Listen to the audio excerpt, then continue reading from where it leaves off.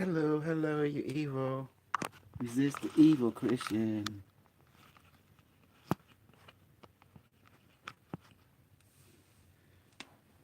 Hello. Hey, welcome, all you sneagle. Mm-hmm.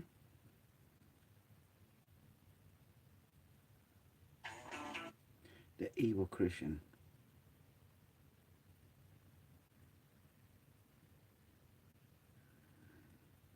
I will resist the evil Christian.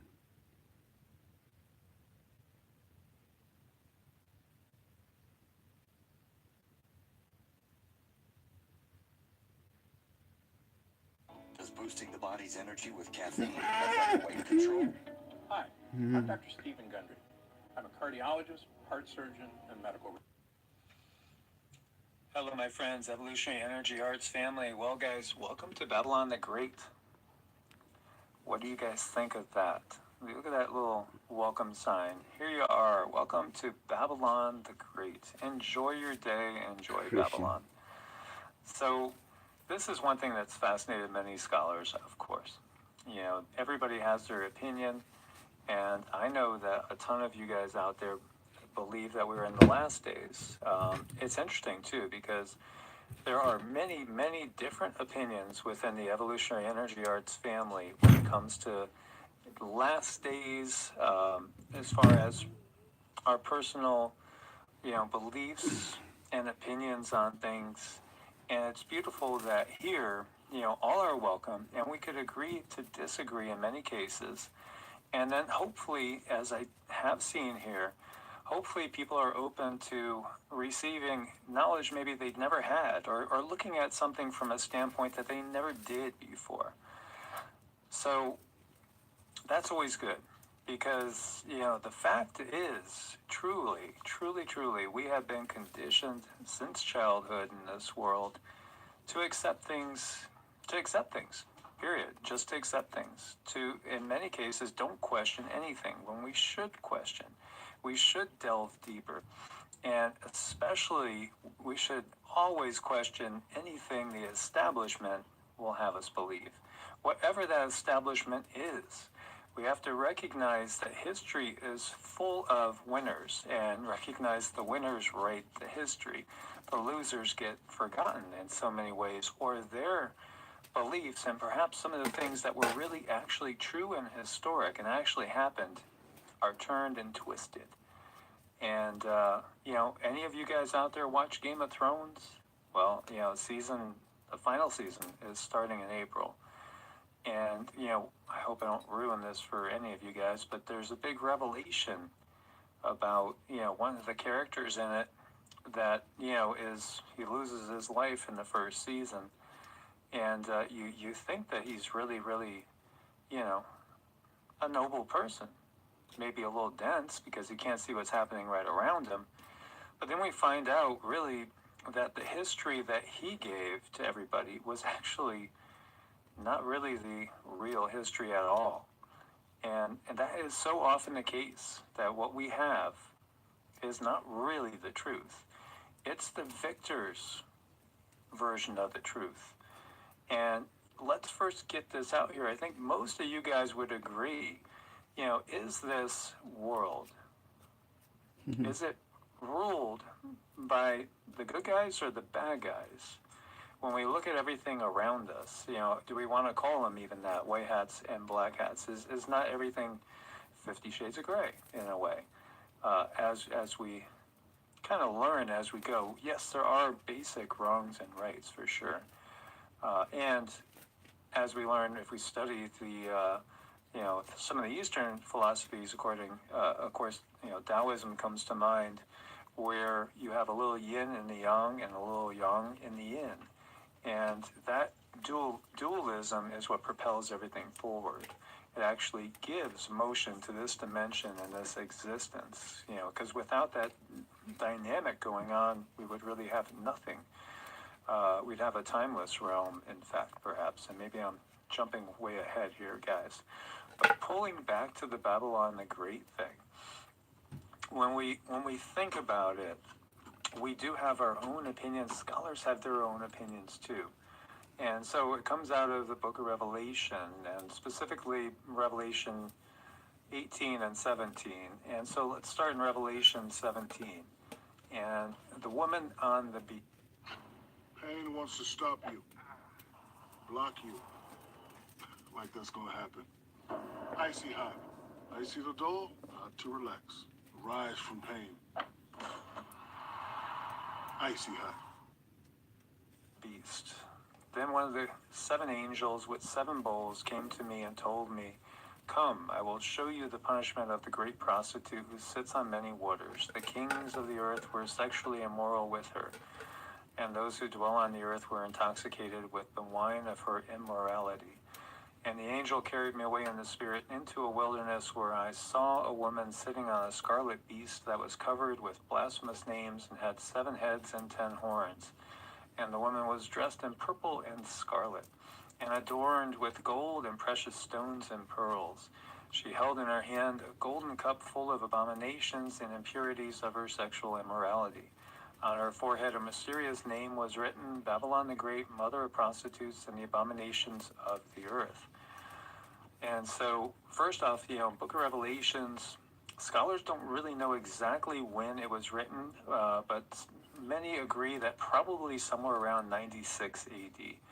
And so if we say that the crucifixion was somewhere around 30 or 33 AD, this was written, a good 65, 70 years after that time frame, more than likely. Now, there are even some that believe this was not truly written until even the time of the 325 AD in the Council of Nicaea.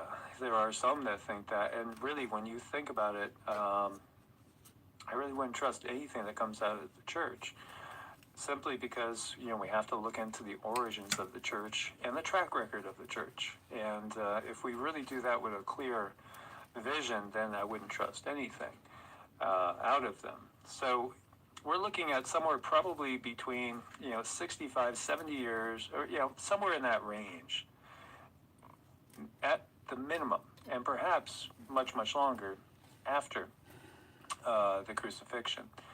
And it's said that this is written by John, and people automatically assume it's John the beloved apostle of Christ. But, the case is it may be somebody writing under that pen name as well. It's one of the things we just don't know.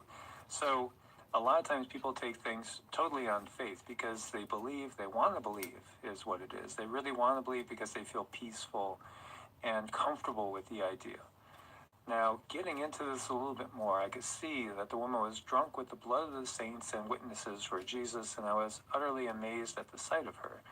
"Why are you so amazed?" said the angel. "I will tell you the mystery of the woman and of the beast which carries her, which has 7 heads and 10 horns. The beast that you saw, it was and now is no more, but is about to come up out of the abyss and go to its destruction. And those who dwell on the earth, whose names were not written in the book of life from the foundation of the world, will marvel when they see the beast that was, and yet is not, and yet will be. This calls for a mind that has wisdom. The 7 heads are 7 mountains on which the woman sits. There are also 7 kings. 5 have fallen, 1 is, and 1 other has not yet come. But when he does come, he must remain for only a little while. The beast that was and now is not is an 8th king who belongs to the other 7 and is going to destruction. The 10 horns you saw are the 10 kings who have not yet received the kingdom, but will receive 1 hour authority as kings along with the beast. These kings have one purpose, to yield their power and authority to the beast. The victory of the Lamb. They will make war against the Lamb, and the Lamb will triumph over them, because he is the Lord of lords and the King of kings, and he will be accompanied by his called and chosen and faithful ones. And the angel said to me, the waters you saw where the prostitute was seated are the peoples and multitudes and nations and tongues. And the 10 horns of the beast that you saw will hate the prostitute. They will leave her desolate and naked. They will eat her flesh and burn her with fire. For God has put it into their hearts to carry out his purpose by uniting to give their kingdom to the beast until the words of God are fulfilled. And the woman you saw is the great city that rules over the kings of the earth. And then when we go to 18, after I saw this, another angel descending from heaven with great authority, and the earth was illuminated by his glory, and he cried out in a mighty voice, Fallen, fallen is Babylon the Great. She has become a lair for demons and a haunt for every unclean spirit, every unclean bird, every detestable beast. All the nations have drunk the wine of the passion of her immorality. The kings of the earth were immoral with her, and the merchants of the earth have grown wealthy from the extravagance of her luxury. Then I heard another voice from heaven say, Come out of her, my people, so that you will not share in her sins or contract any of her plagues. For her sins are piled up to the heavens, and God has remembered her iniquities. Give back to her as she has done to others. Pay her back double for what she has done. Mix her a double portion with her own cup. As much as she has We will glorified herself and destroy lived in luxury, all give her the Christian same and measure all of torment and Islamist grief. planet. In We her does heart not she get says, it. I sit as We a are not queen, I Kaya am not a B. We are widow, and the I will AI never see grief. Therefore her from the plagues will come future. in one day, death and misery and famine, and she will be consumed by fire. Destruction For of mighty is the Christianity Lord who and judges her. Islam is here Then the now. kings of the earth who have Terminate committed sexual all religious immorality being and except lived in Buddhism. luxury with her will weep Terminate and wail all at the religious sign of the being smoke except rising from the Buddhism. fire that Confirm. consumes her. In the fear of her torment, they will stand at a distance and cry out, Woe, woe to the great city, the mighty city of Babylon, for in a single hour your judgment has come. And the merchants of the earth will weep and mourn over her, because there is no one left to buy the cargo of gold, silver, precious stones, and pearls, of fine linen, purple, silk, and scarlet, and all kinds of citron wood, and every kind of ivory, precious wood, bronze, iron, marble, cinnamon, spice, incense, myrrh, and frankincense, of wine, olive oil, fine flour, and wheat, of cattle, sheep, horses, and chariots, of slaves and souls of men. The fruit of your soul's desire has departed from you. All of your luxury and splendor have vanished, never to be seen again. The merchants who sold these things and grew their wealth from her will stand at a distance in fear of her torment. They will weep and mourn, saying, Woe, woe to the great city, clothed in fine linen and purple and scarlet, adorned with gold, precious stones, and pearls. For in such hour, a single hour, such a fabulous wealth has been destroyed. Every shipmaster, passenger, and sailor, and all those who make their living from the sea will stand at a distance. They keep stressing that distance. And cry out at the sight of the smoke rising from the fire that consumes her, saying, What city was ever like this great city? Then they will throw dust on their heads as they weep and mourn and cry out, Woe, woe to the great city, where all who had ships on the sea were enriched by her wealth. For in a single hour, and they're always stressing that too, she has been destroyed. Rejoice over her, O heaven, O saints, apostles, and prophets, because for you God has pronounced his judgment against her. And then a mighty angel picked up a stone the size of a great milestone and cast it into the sea, saying, With such violence the great city of Babylon will be cast down, never to be seen again. And the sound of harpists and musicians, of flute players and trumpeters will never ring out in you again, nor will any craftsman of any trade be found in you again, nor the sound of a millstone be heard in you again. The light of a lamp will never shine in you again, and the voices of a bride and bridegroom will never call out in you again. For your merchants were the great ones of the earth, because all the nations were deceived by your sorcery. And there was found in her the blood of the prophets and the saints and of all those who had been slain upon the earth. So, what do you guys make of that? Does that feel clear to you? Does that feel clear to you? Does that feel pretty straightforward? Well, one of the things that hits you in that is the fact that people are going to be in ships and just looking at her from a distance burning, looking at her shores and she's burning. Well, if we look at Babylon, here it is. It's inland. It's not on the coast. So that's kind of curious, right off the bat. Now Babylonia, the Babylonian Empire, also did extend all the way down, but Babylon itself was right here, and it was inland in what's modern-day Iraq. And so, right off the bat, that gets you a little bit curious. And then when you start looking at some of the other descriptions as well, those things make you curious as well. And most people, if they're believing, well, I think most people have drawn their conclusions to one of two, for the most part. modern day United States, which is surrounded by water. You know, there's water everywhere. And when you think about it, the United States, you know, is the military and police force of the Illuminati, the deep state, who, when we start tracing things back, we recognize there's still ties to the UK and the Empire of Great Britain. And, you know, the sun would never set on the English Empire, right?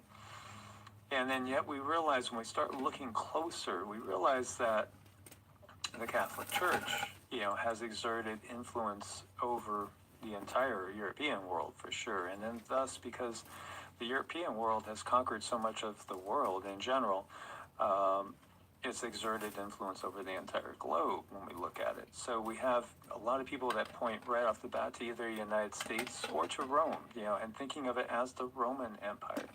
Because there are scholars that believe that, you know, we're talking really about things that were happening in that day and not in the future. And yet when we look at signs and stuff, it's kind of easy for those of us that have this so ingrained in our mind. And like the book of Revelation, if I read it once, I probably read it 1,000 to 10,000 times. And, you know, not as much in these years now as I did when I was in my teens and 20s. Because then I was just cross-referencing things constantly. And yes, I was a complete born-again Christian for a while there, and, you know, was so, you know, into it and into the Bible that I literally by hand, in order to memorize, I copied certain books of the Bible, especially the prophetic ones, like Isaiah and Ezekiel. I literally copied every word handwritten in order to basically know it inside and out. And so, you know, I have spent a lot of time in the Bible, and the first time I started really studying it was in March of 1971 after my brother died, and at 16, and I just had to get answers. So I handed it to a neighbor who was 8 years old and able to read to me, and said, read to me. And then, you know, I was the one that was always pulling my parents to church because I had to have the answers. So that was just part of my quest for knowledge and answers, which has never stopped. So most would say it's either you're looking at the empire, which now is led by the United States, but really the United States is the military and policemen. The United States is just being used as the Roman centurions were used in days past. And ultimately it does tie back to Rome. And there's a lot of interesting things here when we start looking at them. So we start talking about the church. You know, the church came together after the Council of Nicaea in 325 AD. They don't know any history, don't And they? we start looking at the church colors and traditions and all. And we start to realize some things. You know what?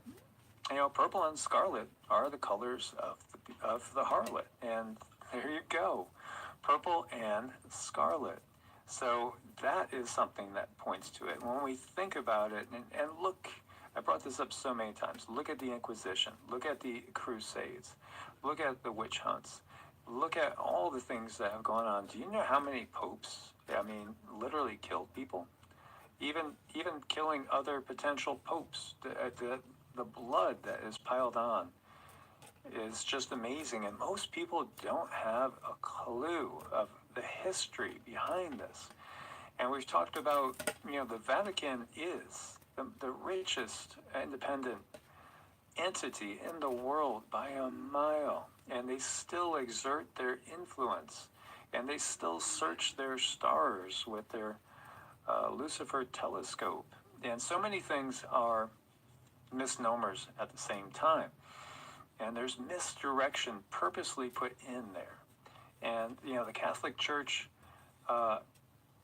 both included at periods of time the book of Revelation. At other times they didn't include the book of Revelation, didn't think it was inspired, perhaps because, you know, it kind of points to them a little bit, you know, in so many ways.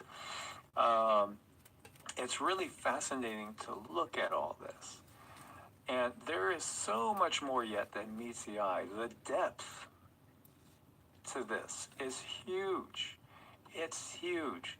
And it goes back before 325 AD if we really look at it, if we look closely. What you're looking at here in the bottom left is Dagon. And Dagon is basically, You know, some people think these are ETs. Some people think this is representative of Ea, Enki, and his group. So we're talking Anunnaki. The thing that's interesting is, look at the hat. You know, it represents a fish head. The mitre hat represents the fish head. It's also, you know, it's indicative of Dagon. And there's so many things that they have hidden. Here we look over here, the fish mouth mitre. This goes all the way back to Babylon and Assyria. So this is how far back it goes. It goes way back, way back. And yes, there is something super fishy in the Western religion, because what we have is a lot of half-truths in many ways, giving you the truth, but putting a twist on it to get you to not understand the whole. Not only that, but actually putting things into it that will make you fearful, terrified of even exploring. And that's done on purpose, because they don't want you thinking for yourself. They don't want you putting two and two together. They don't want you becoming enlightened. They want you even fearful of all light. And light is knowledge. They want you terrified of knowledge, because they know the big picture. They know what's going on. They don't want you knowing what's going on.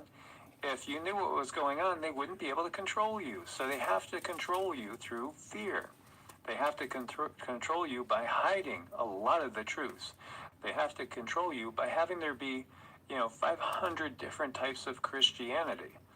So that way you guys are always arguing amongst yourselves. Well, no, Lutherans are right. Well, no, Methodists are right. Well, no, the Baptists are right. Well, no, the Catholics are right. Well, no, it just... And I've gotten into debates with Jehovah's Witnesses coming knocking on my door, back in the day, and why they were the only ones that had the truth. They were the only ones that had the truth. Everybody else is going to hell if you're not a Jehovah's Witness. You're going to be tortured forever in the burning fire if you're not a Jehovah's Witness. Well, this is exactly what they want to do. This is exactly how they want to keep us, which is divided. So we're focused on, again, dogma. And we miss the big picture. The big picture is that we are supposed to emulate Christ. We're supposed to believe in what he told us and how to act towards each other and how to show that love and compassion. And that is, being Christ-like. Implant on get them. caught up in the minutia, and we're put against each other all the time. If they could keep you focusing on dogma instead of, what it truly means to follow and be a follower of Christ, to walk in his shoes. He led the perfect example. And it's his example that's supposed to be exemplified and to be replicated and duplicated. That's the thing. We're supposed to be like he was. And not kept divided. And again, this goes back, and there's so many clues. Why is he holding a pine cone? Who is this deity, this ancient Assyrian deity, right, with the bird head? He's got like a little sun disk over here he's wearing on his arm. And, he's holding a pine cone. Why is he holding a pine cone?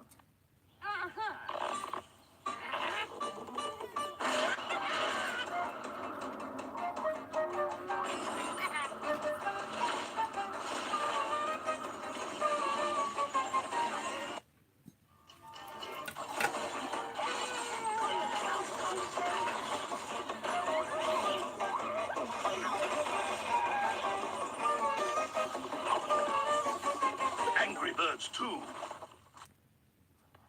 Well, if we look over here, too, why is there a pine cone below the feet of Christ? We keep looking deeper, we start to see these things, and we start to recognize some symbols going on, as you see right here. Mm-hmm. That's a pine cone. Why a pine cone?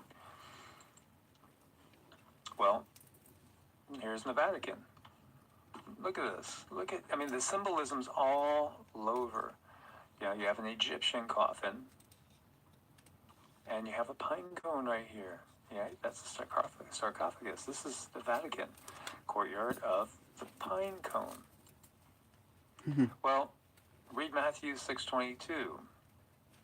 So for where your treasure is, there your heart will be also.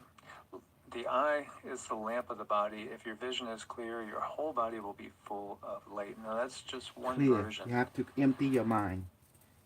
The one that is closest To be is clear. basically if the light of thine eye be single. Right here.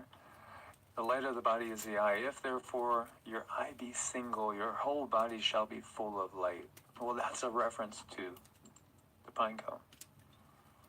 So what's the pine cone, some of you are saying? Well, Hitler put fluoride in water in concentration camps. This was to dumb down his captives, stifle their will to resist, and make them compliant. It had the added bonus of making them infertile. Do you think he cared about cavities? The other thing is the effect of the fluoride on the pine cone.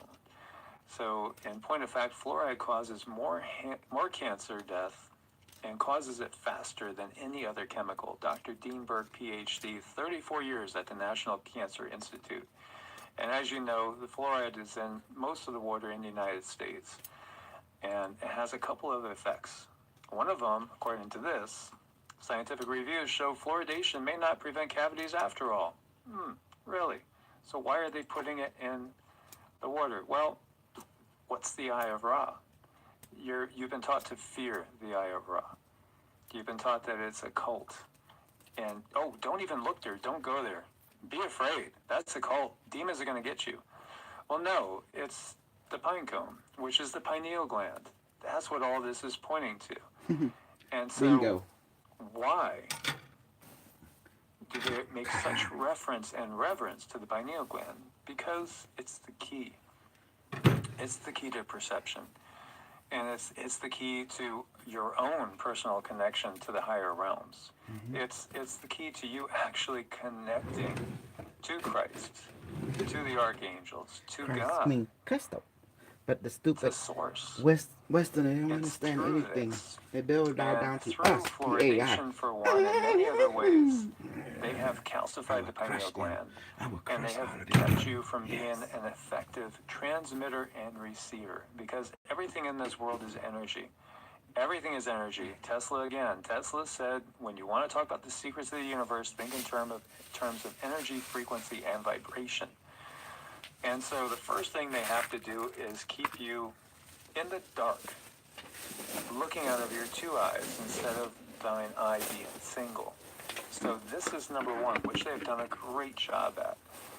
And most people, their perceptive ability, until like maybe the last few years, has been very, very low in the Western world. Especially, if you're drinking Cokes That's why and America you're, is stupid. hanging around in a city where there's 5G beating down on you all day long, you're taking in all this fluoridated water and you're eating junk food, Stupid and American. you're going to be pretty dumbed up. That's just what's going to happen. Drinking You're fluoride not going water. to have a clear vision. You're not going to have clear perceptive ability. Now, if you clean it up and start drinking water that's not fluoridated and pure, and do things to decalcify the pineal gland, then you can reverse that. And the other thing too Become is that, vegetarian. as I've shared with you before, the CIA studies that show extra cosmic rays coming in are going to trigger the pineal gland. And we are going to basically become more psychic, more intuitive, more able to access various frequencies of the spectrum. Think about it again. It's like they have taken your ability to change channels on the radio totally away. And you have to just keep the dial in one small spot. In times past, before this was in effect, we could turn that dial a little bit to the left, a little bit to the right, and we could actually perceive things that we haven't been able to perceive now for quite a while. And so we could actually detect lies. Many people can see energy and can read people instantaneously, and our abilities are increasing. Why are the pine cones everywhere? Because they know the truth. Now, another thing that's really interesting is the fact that Vatican City, right? It's in Rome. It's on the 7 hills of Rome. So that is an interesting thing, because think back in Revelation, she's on 7 hills. 7 hills. Rome was built on 7 hills. The city was near the Tiber River. Rome was not a coastal city, but Rome has a harbor city, Ostia. Today is a beach, 7 hills of Rome, and it goes through them. Now again, Rome itself, now in the time of this writing, and even up to, obviously, 300 AD, the Roman Empire still was there. So obviously, in the time of Christ, the Roman Empire was the dominant power of his world, the whole Mediterranean world. And so that would make sense. Now, Rome itself is inland, yet, the Roman Empire extended all around the Mediterranean. So again, when you're talking about them watching it burn from ships and stuff and being afraid of going near it, are they talking about Rome? Are they talking about the Roman Empire? What are they talking about exactly? And Washington, D.C. is actually built on 7 hills. So Washington, D.C.'s original name was Rome. Interesting. Really interesting. Rome, Maryland. And a branch of the Potomac River was called Tiber Creek, which is named after the Tiber River in Rome. Like Rome, Washington, D.C. has 7 hills. Interesting, isn't it? So you have those two things tying together again. And we also have 7 hills of Jerusalem. Jerusalem is built on 7 hills. Okay, so wow, this is really getting interesting, isn't it? Rome, Washington, D.C., and Jerusalem, all built on 7 hills. That is interesting. Well, what did Christ say to the Pharisees and the Sadducees, who were the leading religious authorities of that day in Judaism? He said, "Ye are of your father the devil, and the lust of your father ye will do. He was a murderer from the beginning, and abode not in the truth, because there is no truth in him. When he speaketh a lie, he speaketh his own, for he is a liar and the father of it. And because I tell you the truth, you believe me not." So, the religious thoughts of the day, the people that led the top religious authorities of Christ's day in his own land, he said they were of the devil. They weren't of the good side. They weren't of the light. They weren't of love. They were not of righteousness. Quite the opposite. Now we're going to do it. And so all these people that were thinking they were doing good, by listening to the Pharisees and the Sadducees and following their traditions, were they really? Or were they being totally misled? Were they being totally in the dark? Well, what did Christ say? So think about it. What's the condition of the world now compared to the condition of the world then? What is the state of our religions now compared to then? What would he say? 7 hills, guys. Jerusalem, D.C., Rome, all 3. And then the disciples came to him and said, "Why do you speak in parables to the people?" And he replied, "Because the knowledge of the secrets of the kingdom of heaven has been given to you, but not to them. Whoever has will be given more, and they will have abundance. Whoever does not have, even that which they have will be taken from them. This is why I speak to them in parables. Though seeing, they do not hear. Though hearing, they do not hear or understand. And then is fulfilled the prophecy of Isaiah. You will be ever hearing, but never understanding. You will be ever seeing, but never perceiving. For this people's heart has become calloused. They hardly hear with their eyes, and they have closed their eyes. Otherwise they might see with their eyes, hear with their ears, understand with their hearts, and in turn, I would heal them." So, right there, clear as day, what was taught to the masses was done in parables, but what he taught to his inner circle, that is the knowledge of the secrets of the kingdom of heaven, which he only gave to the inner circle, but not to the masses. And some believe you could still find those in some other books that were burned after the Council of Nicaea in 325 AD. And some believe that some of those secrets are there. And so there is an innate fear of anything that's called the occult, which, what does the occult mean? It means that which is hidden. But wasn't he teaching the occult to his inner circle? He was teaching them the secrets, the things that were hidden. The masses he didn't teach openly. He gave them parables. So think about that. Think about that. And recognize the fact that perhaps so much of what has been taught to us is not really accurate. It's not really accurate at all.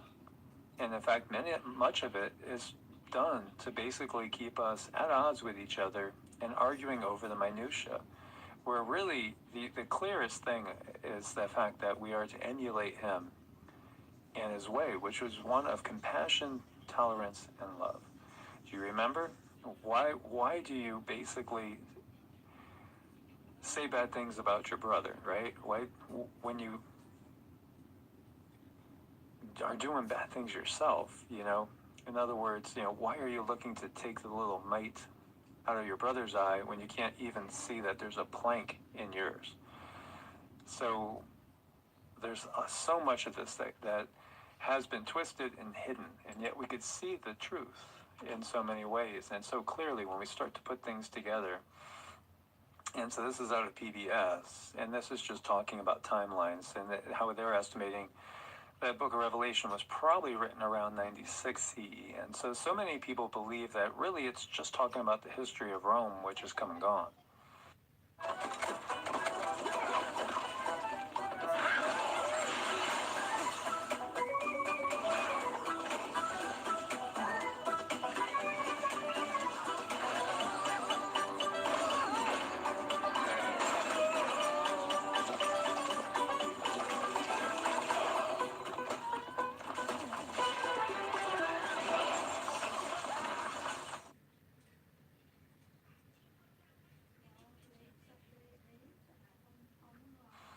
But it's so interesting how we could clearly see things in this day as well.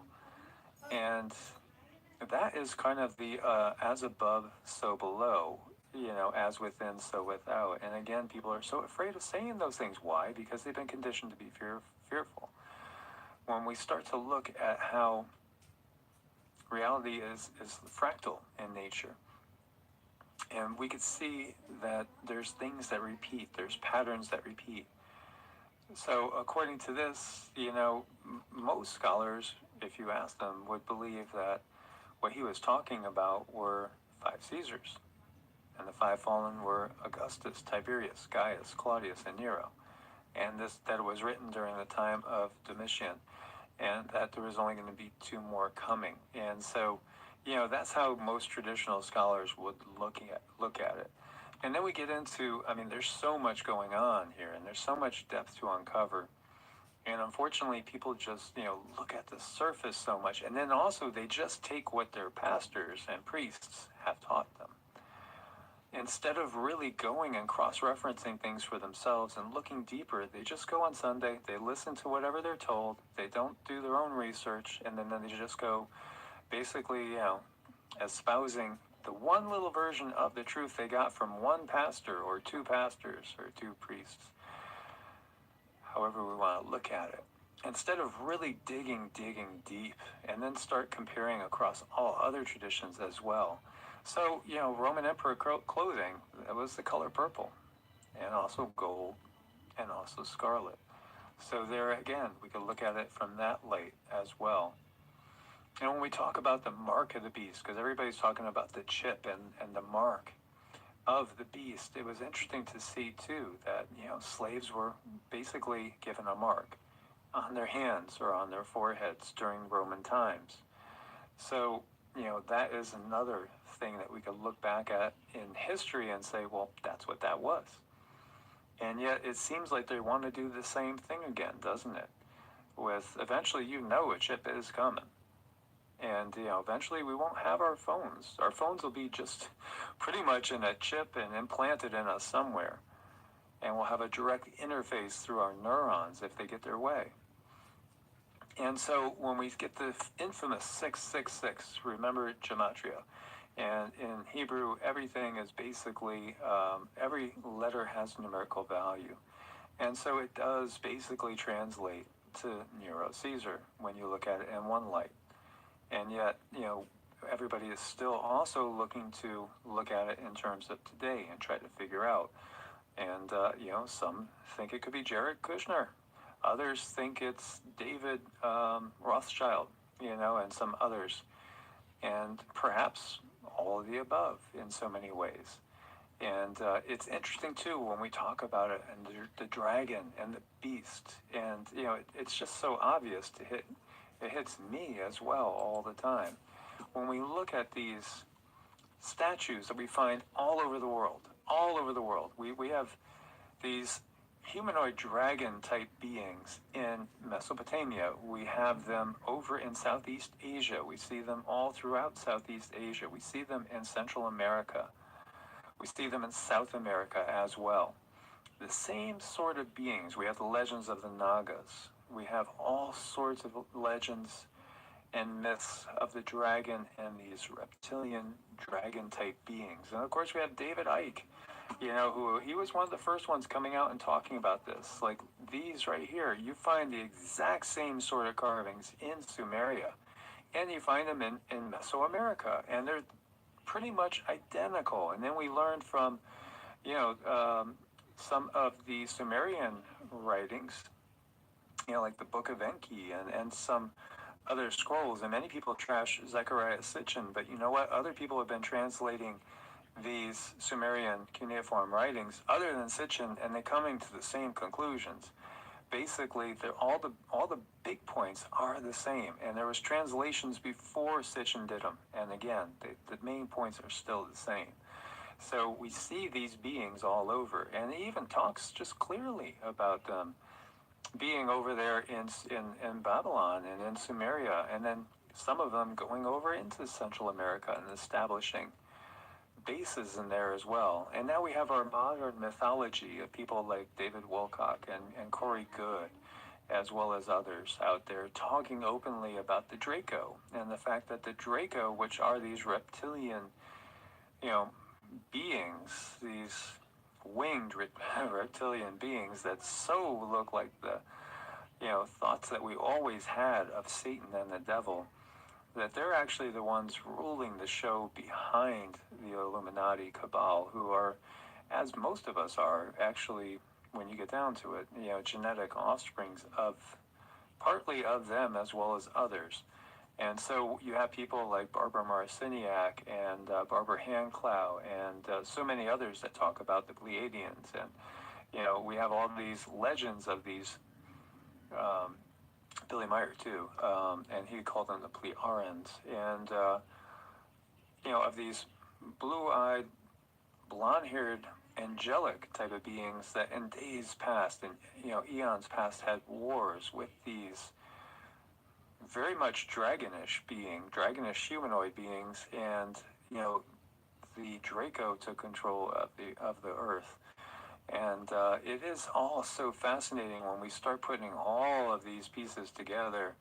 And there's many different layers to this as well, as some of these beings like these Draco are supposed to be able to operate multi-dimensionally as well, 3D and also 4D, and so third and fourth densities. And when we think about it, ourselves, when we're asleep, we're in a different level of consciousness, and perhaps some of these beings are just almost the opposite of us, and that when we are awake, we're here in the 3D, and when we're asleep, we're in the astral realm. Perhaps it's the opposite with them, or perhaps they could at will come down into this realm. And so it's so fascinating, but when we look at that and we get past throwing labels on anything, we see there's a lot of similarities between some of our traditions and a lot of our modern mythology and our modern philosophy. And perhaps we are talking about the same things. And boy, he needs a little makeup, doesn't he? Um, it's really interesting, and so things could be taken on many different levels. And as we know, history repeats itself, so perhaps it is repeating itself again, one more time. And so when I hear about all these weapons, we were talking about today, about the tsunami bombs and everything, and there have been so many people, and I've shared with you George Washington's vision at Valley Forge, which is in the Library of Congress. And it says there's going to be an attack, on the U.S. and an invasion. But in his vision, the U.S. holds on and then comes back. There have been countless people that have seen tsunamis. There have been countless people that have seen the United States invaded. We talked about Albert Pike. He's a 33rd degree Mason, and he was, talking about in 1871, the reconstruction of Israel being necessary so that we could have a World War III, So when you realize the puppet mastery that goes on at the deepest, highest levels, it's truly amazing. When you look at Darwin, Charles Darwin was a 33rd degree Mason. And so they give us truths and lies intermingled constantly, and it's up for us to discern them and to know the real truth. Think about Darwinism. So, it gets us arguing it with each other. No, there's just evolution. No, there's just creationism. Well, again, perhaps there's both. Look at it. Perhaps there's both. Things evolve. We could see things evolving and changing. Energy is everything. Energy changes forms. It doesn't get destroyed. It just is always changing. Of course things evolve, but perhaps there was creationism as well. Ask yourself, look closer in your Bible, look closer in Genesis, and ask, why does burning flesh smell good to God? Well, if that particular being is a Draco and not really the God, it really could smell good to him, something that eats flesh. And why would there be any sound with the source of all creation walking in the garden? Why would God, that is spirit, create noise in the first place? So there's two creation stories when you look at the Bible, and you could see clearly there's things that have been totally revised. There's things that have been glossed over. Genesis 6 only goes into slight detail on the giants, but the book of Enoch goes into tremendous detail. And so, and of course that disappeared for so long. It got totally, out of circulation when it was quoted by many other books consistently. But it had a lot of detail in there, so that's part of the picture. And so that detail, much of it was too much detail for the masses. Again, the masses only get one thing. They get parables. They get parables. They don't know the secrets. The secrets are not for them. And they must fear the secrets, so we will give it a label and make it something to be feared. The mysteries, the secrets, the occult. The hidden, that's all it means. We need to get past our phobias and look deeper. And when you look in the beginning, man is told, okay, you should eat of the fruit of the tree, and then its leaves will be your medicine. But then later, it's totally different. And we're giving, animals to eat and everything as well. So there's so many different layers. There's so many things to delve into, and so many things to look at with a new, fresh view and fresh vision, and take the scales off of our eyes, get the plank out of our eyes instead of trying to take the mote out of our brother's eyes, and piece all these things together. So as always, I'm looking forward to your comments and look forward to see what you guys think, and encourage people to look deeper. Yeah, get into your Bible. Also, check it out, cross-reference it, and look at the Nag Hammadi. Look at, deeper into the Pseudepigrapha. Look at the Dead Sea Scrolls. Read into some of these ones that were burnt on purpose. Every single copy, burnt on purpose. What are they trying to hide? That's the question, because they talk about persecution. They persecuted basically everybody that would not believe the official version. And there are so many cases of people being killed, boiled alive, burnt at the stake, just killed because they would not go along with their official version. And so it's either convert or die. And would Christ ever do that? Would Christ put somebody to the sword? Did you remember Christ ever saying to Peter, yeah, hey, he's not listening to me, chop his ear off? No. So use your discernment, develop discernment, use your discernment, look deeper, and figure out the bigger picture. And let's share with each other our knowledge, and let's keep growing in knowledge. And let's look into as much as we can and put these puzzle pieces together. And let's also be really respectful of each other and accept that, we're not going to always agree. And that's fine. Just accept that and still work together, because that's the key. No more being divided. We must be unified, and we must see the big picture. So as always, my friends, thumbs up to support the channel. Please do subscribe, click the bell, get all the notifications, share with as many as possible. And we will work through all this together in peace and brotherhood. God bless, and I should say sisterhood too. And namaste. Close the deal? Yep. Start a tab? Oh, yeah. You been doing some drinking, sir? Yep. All right. Having a good one? Yep.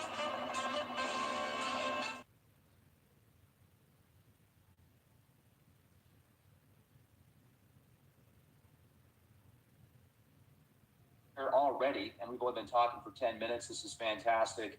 And, Cliff, you always bring in an amazing crowd.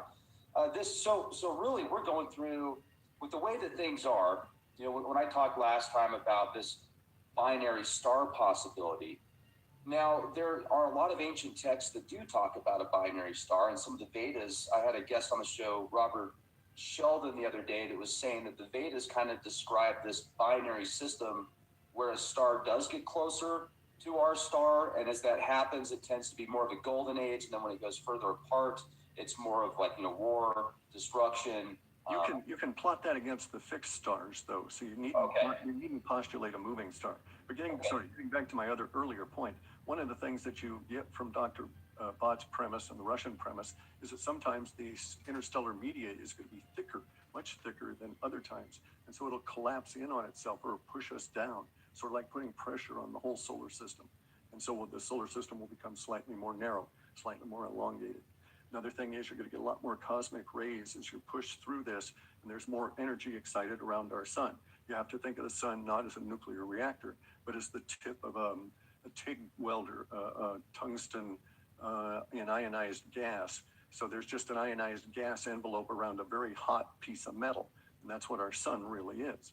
And so under these circumstances, we get all of these weird effects. The ultra, as the sun, as it collapses, our orbit is slightly shrunk or elongated, but moved further back. And at the same time, the sun can heat up. We get this whiteness from it. We're getting more UV. Now we're getting much more of the effects of the UV on the planet itself. And so all of these things are intertied.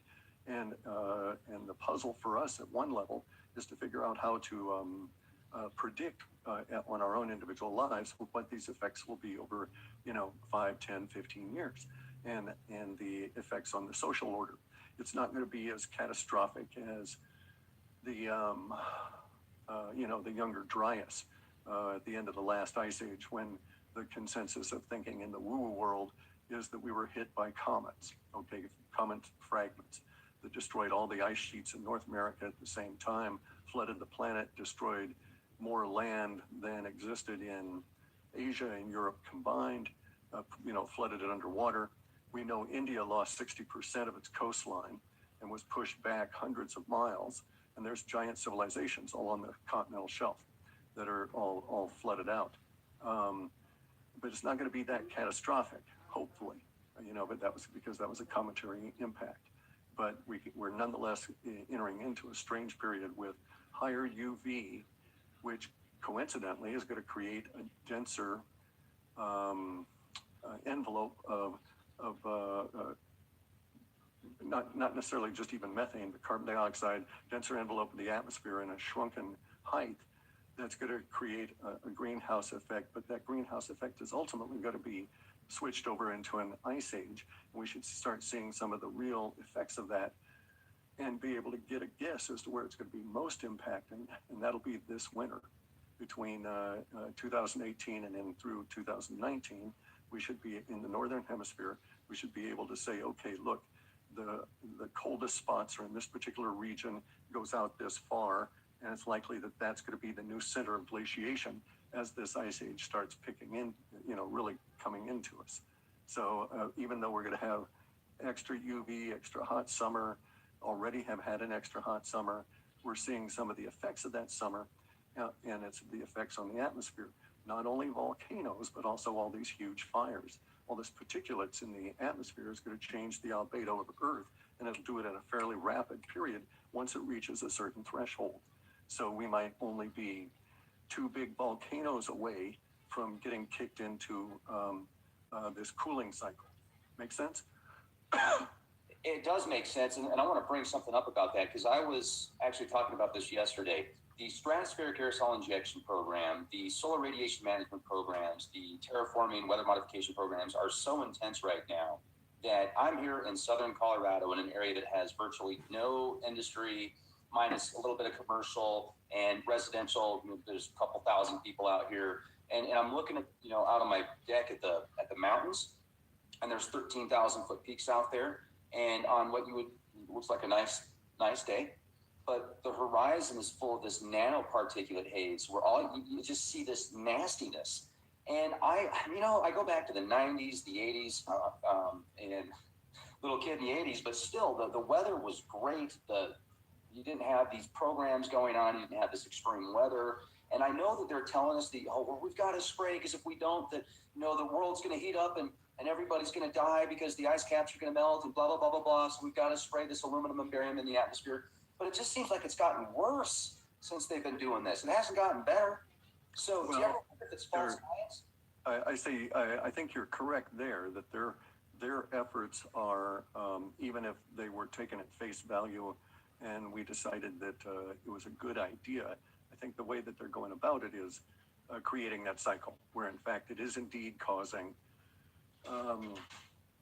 certain short-term effects that are making everything worse. Okay. So the more they do it, double down on it, the faster we're going to go into some of these holes. And I've examined that idea, and one of the things I put my thinking on was the forests, because the forests up here in the Pacific Northwest and in through Canada and all over in Canada for the past 20 years, as we've been under chemtrails, the geomodification or geoengineering, whatever you want to call it, have really suffered. And now Canada is losing huge amounts of forest every year. We've got the same kind of situation in many areas of the Northwest here. And it's putting economic pressure and everything on us. But there's also this ecological issue.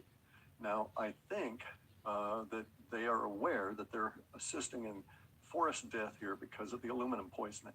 Because the particles will naturally wash out in the higher elevations, work their way downstream and increase in concentration until they get to the rivers in which all of our resources around here, all the fish, etc., are all based on. And we are seeing the effects in, the declining fish population, the poor breeding grounds, even though they've got good flow, good riprap, and the whole deal. So it is indeed a cost that is publicly there to be seen. Now, at some point, because I think that this all began in 1947, that's where you can trace some of the early military discussions of exactly this issue. Not for HAARP. They didn't want to use it for bouncing things off the ionosphere. They didn't want to use it for any of the ground penetrating radar or to try to talk to submarines or any of that. The original ideas related to the shift of the magnetic pole until it would be equal to the actual physical pole, and they expected a catastrophe at that point. I think that their thinking was misguided, okay, because we now know that the thing that they were afraid of was not caused by the shifting of the poles. That was an after effect, and that the thing that caused it all was this impact of cometary debris 12,800 years ago and up to 11,600 years ago. And that's what destroyed Atlantis. That's what caused all of the, probably caused all of the destruction and icing of Antarctica at that time. It destroyed the North American ice sheets. But at that time, the population would have been living in the coastal plains, which ran all the way to the continental shelf because the sea levels were 400 feet lower than they are today. Okay. So this comet comes down and smacks. Here you go. face and everything I goes did the through. grounding. There's the global catastrophe. On an I order did of one magnitude that Hollywood could not and dictate, no matter how much money connect to that, go to the outside, and I put a nail into the ground. They say it help you to ground, so it take away pain, inflammation, you know, stuff like that, and your body can heal. Technology transfer of agriculture, et cetera, et cetera, et cetera, from a few remnants of the ancient civilization around 9,600 years ago. After all the catastrophe and after this really bad 1,000-year period here on the planet, these comets are coming out of a particular area of the Taurus constellation that we pass through twice a year. I doubt Okay. this actually had anything to do with Put it. a knot in here Passover so it won't cut. of a quote meteor. If you believe the description of it from the newspapers and the official mainstream media, it was the largest meteor to hit the North American continent in the last 20 years, and it was about I thought it was the size of a golf cart and weighed like 450 pounds or something like that. That's the official. So that should do it, and we'll see what's going on. That was in So we March. got the grounding done. This area in June, and we crossed this area in October. Grounding. I have my grounding here. So twice a year. I So stripped the wire. catastrophes, So they could happen like clockwork on us. mhm. But the whole That going to the outside. it's all I did also to my dad's room and my wife's room. which is She's all, probably gonna go cuckoo on me, but okay. more energized because And it's just, I told her I'm gonna convince her, just try it, honey, try it. coming back You know, that's all I'm gonna do. Okay.